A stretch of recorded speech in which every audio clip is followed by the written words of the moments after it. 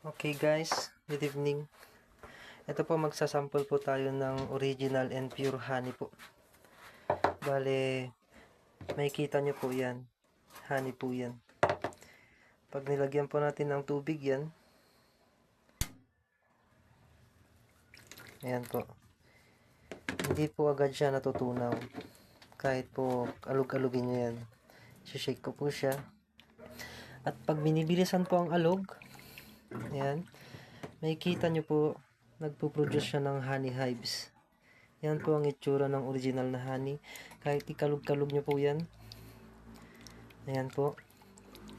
Ayan po. May kita nyo yung parang bahay ng honey. Yan po ang tinatawag nating honey hives. Yan po siya. Oh, hindi po siya natutunaw. Ayan po. May kita nyo po siya.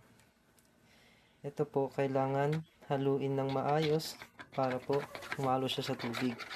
Pero kahit hinalo nyo po siya, ayan, nakikita nyo pa rin pong buo-buo siya. Ayan, yan po ang pure na honey. Hindi po kagaya ng ibang honey na pag nilagay mo, tunaw agad. Which means asukal po yun. Ayan po.